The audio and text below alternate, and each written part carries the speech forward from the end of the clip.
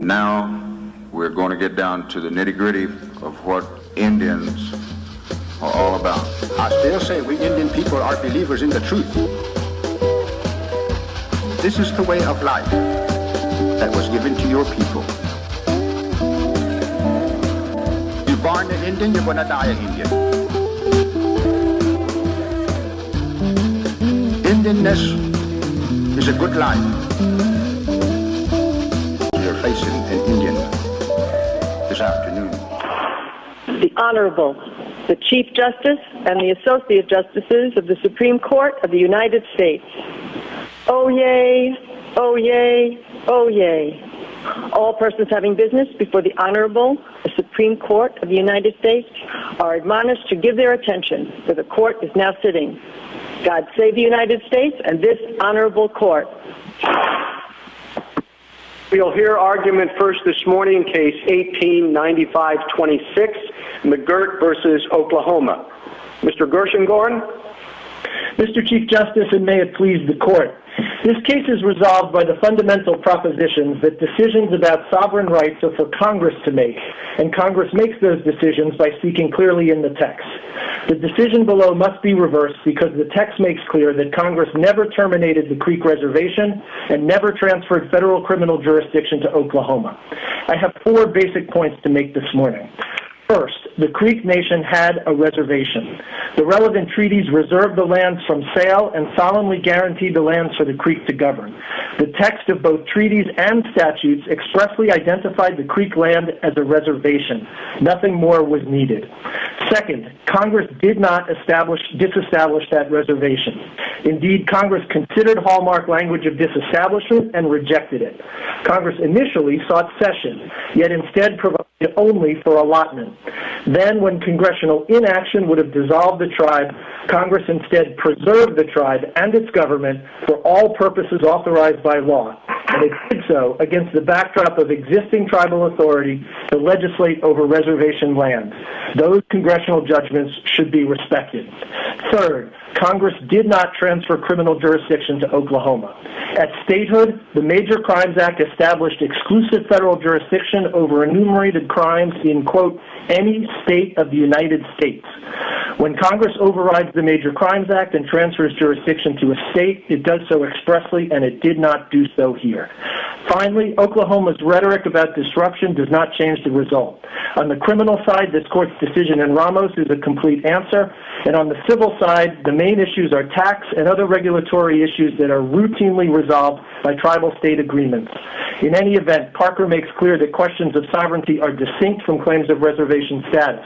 This court should resolve the reservation question, leaving jurisdictional disputes to Congress, the relevant sovereigns, and then for this court to resolve if and when they arise. Counsel, the state argues that the territory should be analyzed as a dependent Indian community under 1151 and not as a reservation.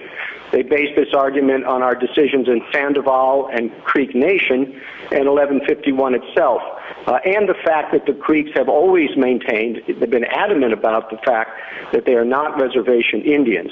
Now, you refer, of course, to the many times in which the treaty is referred to as a reservation, but what is your answer to the state's analysis of our precedent?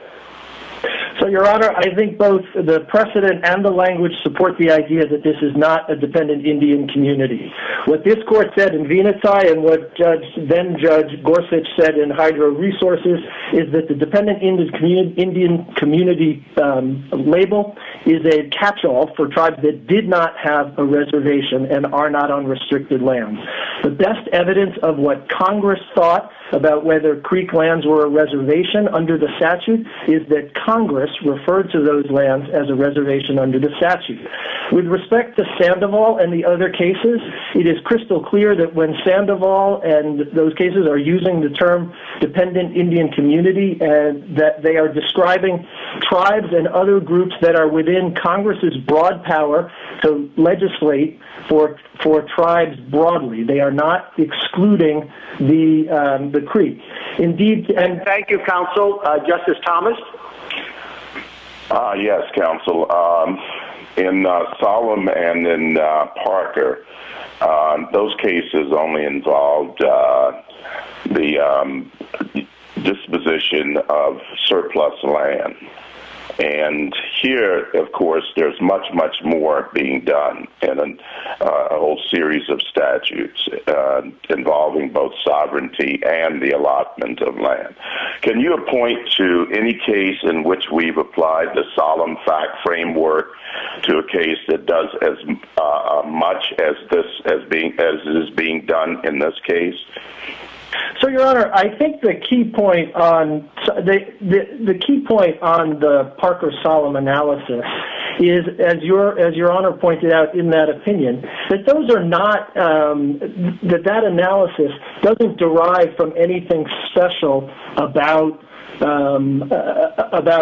how much work Congress is doing. The reason the court has always required plain text is because treaty rights are at issue, and plain text is required to abrogate treaty rights, and because sovereign rights are at issue, and plain text is required to abrogate sovereign rights. So there's nothing magic about Parker and Solemn in terms of whether they're dealing with surplus lands or not. The key point in Parker and Solemn is that plain text is required to do the kinds of transfers that are at issue here.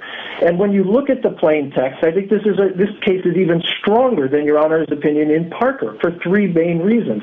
First, of course, is that the tribe was not absent from the land in the same way that the tribe was in Parker. Second, the land here was allotted almost entirely to the tribal members themselves, to Indians. And third, Congress took steps in 1906 to preserve the tribe. And I guess the thing I would point to, Your Honor, when you ask about whether there are cases like this, I think this is stronger than other cases, because the question isn't just what did Congress fail to do. Well, I don't want to interrupt you, but I do want to get this point in that in Parker we were only dealing with one allotment statute that was disposing of surplus land. Here we're dealing with a series of statutes that go both to land, the allotment of land, and to the reduction in the authority of the tribe. That's what I mean. So I understand that, Your Honor, and I think the critical point is that Congress actually preserved the tribe when it had the chance, when inaction would have dissolved the tribe. And so actually I think that makes this stronger than in other cases, because Congress took deliberate action. Thank you, counsel. Thank you, Justice Ginsburg. Counsel, you don't claim immunity prosecution for a major crime. I think your position is that the federal prosecutor would have charged your client.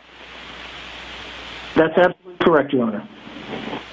Federal penalties, as I understand it, are at least as harsh as the state.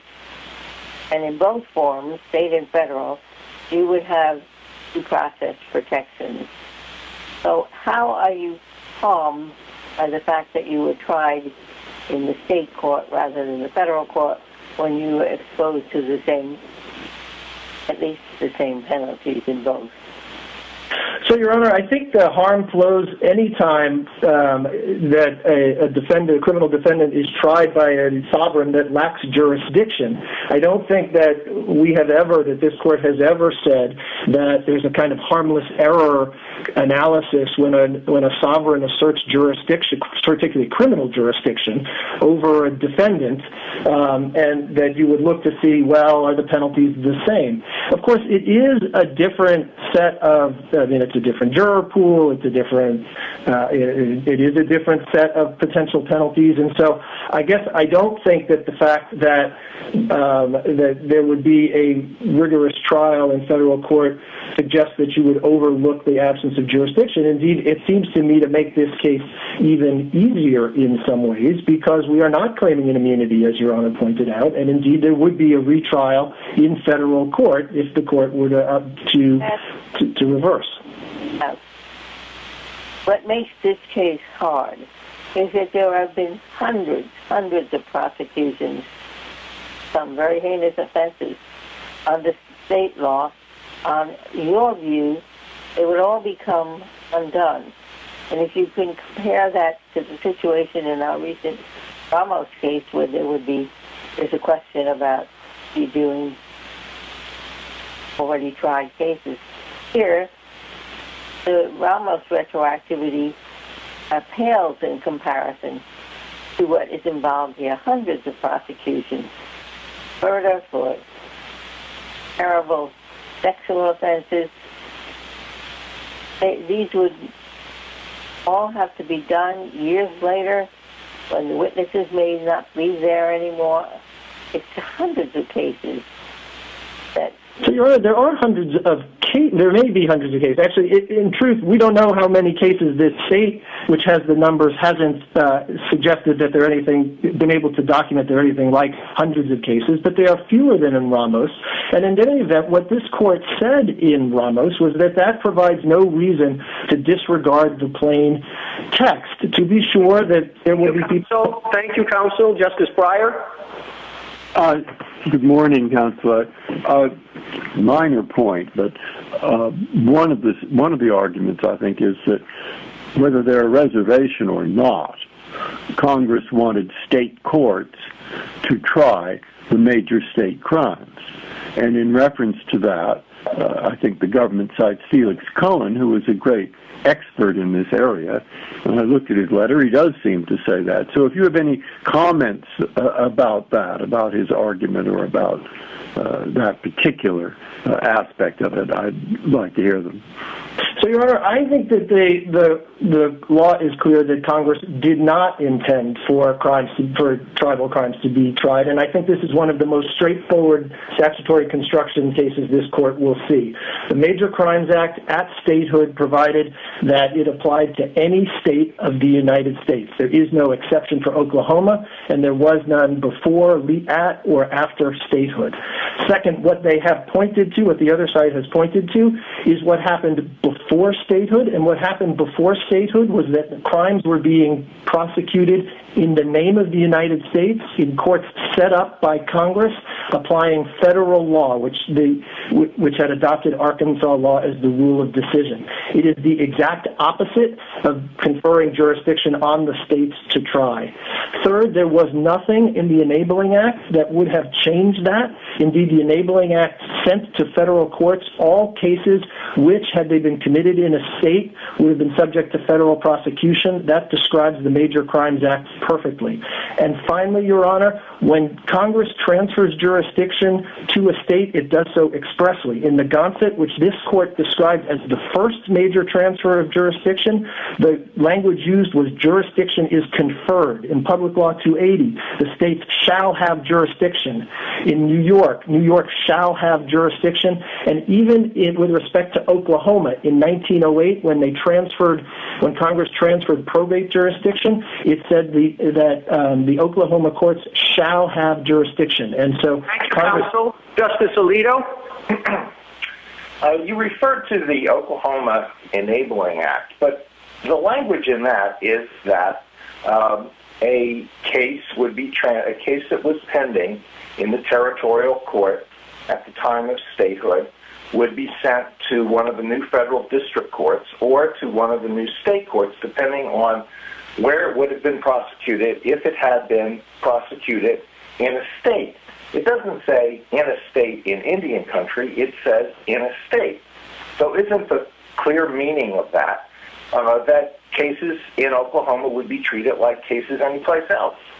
So they treated like any place else, meaning it was subject to the Major Crimes Act. So I agree with you that there is no Oklahoma exceptionalism, but I think that cuts exactly in our favor. What Oklahoma is saying is that uniquely among all the states in the Union, it's exempt from the Major Crimes Act. I think the Enabling Act, the language Your Honor is citing, does exactly the opposite. The language says... In the 1897 statute, which said that, quote, the laws of the United States enforced in the territory shall apply to all persons therein, irrespective of race.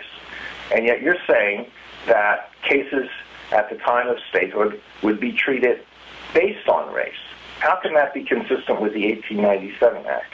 Because I think the 1897 Act, Your Honor, extends, what the 1897 Act does is extend both U.S. law and the Arkansas law, regardless of race. But it did not eliminate any language that was in the Major Crimes Act already. That was a portion of U.S. law. But regardless, Your Honor, of what happened pre-statehood, I mean, we can debate that, but regardless of what happened pre-statehood, there's no disagreement that the Major Crimes Act applies of its own term at statehood. Statehood itself was a major event that transferred, obviously transferred Oklahoma from a territory to a state. And at what happened after statehood? Can you cite a single case under the Major Crimes Act that was transferred to or thereafter prosecuted in federal court? No, Your Honor, but this court has made clear that events on the ground don't override the text. What we never interpret criminal statutes to be what the executive... Counsel, thank you. Justice Sotomayor. Counsel, Justice Ginsburg pointed out that some of the penalties in federal court would be higher than those imposed in state court. Do you disagree that some defendants who might be entitled to if you were to win, some defendants who would be entitled to challenge their convictions would choose not to because the risk would be too high for them? I think that's exactly right, Your Honor. I think that that federal penalties will often be higher. I think a number of defendants will have already served large chunks of their sentence, and in their ability to seek relief in federal court, at least, will be limited by AEDPA. So I think there are reasons to doubt the extent of the state's disruption argument here. And again, remember, the numbers are all in the state's control. And so while we've been hearing, both in the Murphy argument and here about, murderers and rapists getting through, in fact, there is no evidence that the state has put forward that there will be in large numbers, and the kinds of habeas petitions that one would expect to see, the kind of tsunami that has been predicted, just hasn't materialized. So I agree with Your Honor's question there. Number two, there's so much discussion about the dependent Indian community. Am I to take it that your argument is that that's almost irrelevant? It is almost irrelevant. It is both wrong and irrelevant, but I'll hit the irrelevant point first. Regardless of what you call it, as my colloquy with Justice Thomas tried to get at, the reason we have a plain text requirement has less to do with whether you call it a reservation or a dependent Indian community, and everything to do with the fact that these boundaries were set up by Congress, and so if you are going to undo that, Congress needs to speak, and Congress needs to speak clearly. We're talking about transfers of sovereign rights, and that has to be done clearly in the text, and you can call it a reservation or a dependent Indian community. The test would be the same. Thank you, counsel. Justice Kagan? Well, if I could pick up on that, Mr. Gershengorn, you said irrelevant and wrong, and the Chief Justice asked you about our two cases, Sandoval and Creek Nation, and I wasn't quite sure I understood your answer to him about how those cases were using the term and whether that is consistent or inconsistent with your argument. So it is consistent with our argument. As I read both Sandoval and Creek Nation, it is using the term dependent Indian community to describe the tribes, basically tribes broadly, that those are communities over which Congress has the power to legislate under its Indian-related powers. In other words, it was not using it in sort of the more narrow and technical sense that Congress did when it enacted the 1948 statute. So in other words... It's supposed to be an umbrella term? That's exactly right, Your Honor. Are standard reservations? Exactly. It includes standard reservations. It includes, but it's not limited to, standard reservations. The whole point... How do we know that? Because that's what the court said in Sandoval, is that it was trying to figure out whether Congress had the power to legislate for the Pueblos, and what it said was Congress has the power to legislate both domestic and old and new communities, and use the term dependent Indian community. But again, regardless, the tribe has always, the Creek have always been, the reason the the Pueblos were compared to the Creek is because the Creek were assumed to be the quintessential reservation. In other words, if the fee patent in the Pueblos couldn't be a problem because it wasn't a problem for the Creeks, and everybody understood the Creeks had a reservation. I think that was the sense in which the court was using the term. Thank you, counsel. Justice Gorsuch? Hello? Justice Gorsuch? Thank you, Chief. Counsel, we've heard a little bit about it today, but I'd like to give you a chance to discuss it further. The argument that there are going to be terrible practical consequences that would follow from a ruling for your clients. We can put aside the criminal convictions, you've addressed those, but just the on-the-ground difficulties we've heard about in administering Tulsa. A, do you want to respond to that parade of horribles generally? And B, how should that inform our analysis of an interpretation of a statute and a treaty? So, Your Honor, I would broadly. Here's what I would say: there will, of course, be consequences from the court's ruling, as there are from any of the court's ruling, and those consequences are not trivial, but nor are they existential, nor indeed overly serious. But more important, they are the kinds of consequences that happen routinely in Indian country. They are routinely resolved by agreement in Oklahoma, as Representative Cole's brief indicates, and throughout the nation, as the NCI brief and the experience of Tacoma indicates. And these are routinely addressed by Congress. With respect to how it should influence the text, it should not affect the reading of the text, and that's true for several reasons. First, the text is what the text is, and this court's job is to interpret it. Second, in Parker itself, the court distinguished the two. It separated reservation status from questions of sovereignty and the impact on the ground, and I think this court should take the same approach. Those two questions are distinct. And then third, it shouldn't affect this court's analysis of the text because Congress is in the best place to change the text and add text if it wants. And indeed, Congress routinely does in Indian country, and Congress has in Oklahoma. There are Oklahoma-specific statutes that address environmental matters that that ensure that power stays with the state, not the tribe. Congress knows how to do this, and the job to fix any consequences if the court perceives them is with Congress. Thank you, counsel. Justice Kavanaugh? Thank you, Chief, and good morning, Mr. Gershengorn.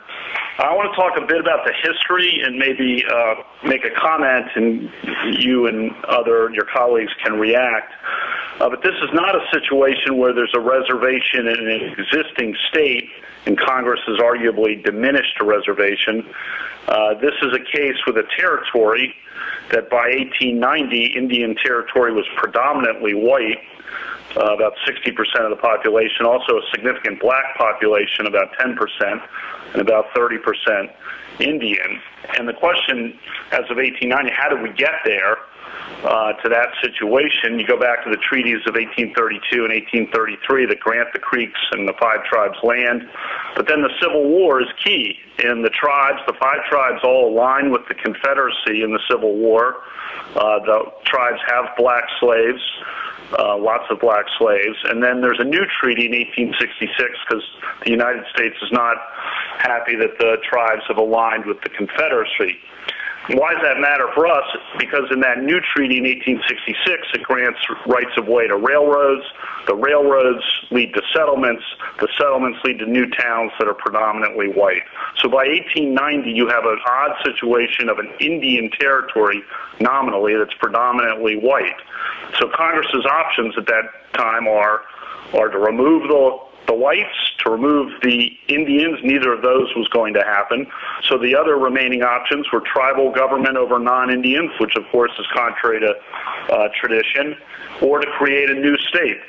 And Congress chose the new state option, it seems, and then had a lot of things that happened over the next 17 years. So I just wanted to get that history out there because I think we're talking about Indian territory and reservations when in fact it was 60% white, 10% black, 30% Indian in the relevant territory. Counsel, you have time for a very brief comment. So I'll just say very briefly, Your Honor, after statehood, 85% of the Indian Territory remained in Indian hands, immune from taxation. The idea that statehood and reservation status are inconsistent is refuted by the fact that Tennessee was 75% reservation at statehood. At statehood in South Dakota, it was 47% reservation. I think Your Honor's sense of the history and the incompatibility of reservations with statehood is not historically accurate. Thank you, counsel. Mr. Kanji? Thank you, Mr. Chief Justice, and may it please the court. I would like to go straight to Justice Thomas's question about the governing framework here and make 3 points. First, there is nothing radical about the Parker-Solemn framework. It hews to ordinary principles of statutory construction and fundamental principles regarding the separation of powers.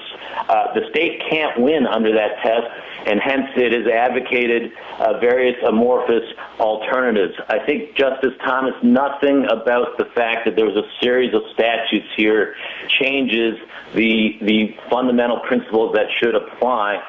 There are, to answer your question directly, other cases that have involved a series of statutes.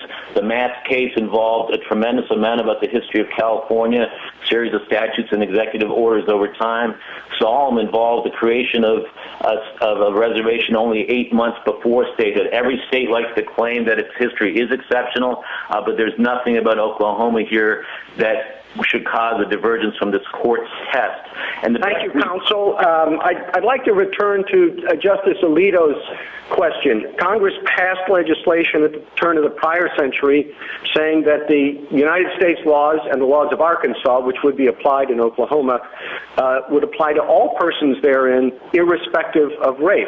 Now, if you prevail, the laws in the eastern half of Oklahoma will be different. The applicable law will be different dependent upon race. So how is that consistent with Congress's legislation? Thank you, Mr. Chief Justice. It's a critical question. What the 1897 statute did was to apply federal law irrespective of race, the territorial law and Arkansas law as assimilated. There was nothing radical about that. Under the General Crimes Act and the Assimilative Crimes Act, state law was often applied where federal law did not exist. But then what happens, of course, is this watershed moment of statehood. And statehood always changes the status quo. And when it comes to Indians, what it does typically is reserves federal power over the Indians while, of course, giving state power over non-Indians to the states. And there's nothing in the Enabling Act or the Five Tribes Act that suggests that that status quo, the normal way of dealing with it, was supposed to be departed from. I would like an answer to the precise question, which is law would be different in eastern Oklahoma depending upon race, right? Well, under the Enabling Act, yes, the transfer to the state was of cases that would arise under state law. What the federal courts retained was cases arising under federal law, and that, of course, included the Major Crimes Act and the General Crimes Act. Thank you, counsel. Justice Thomas? Yes, Mr. Kanji, brief question. And this is just, it's not necessarily dispositive of this case, but I'm interested in your answer. Do you think a tribe can be effectively divested of title to its land and its sovereignty and still retain the status of reservation? It's a critically interesting question, Your Honor. All disestablishment cases involve a transformation of title. Whether we are talking about trust cases or fee-based cases, Congress was getting rid of communal property title and transferring title to individuals. So the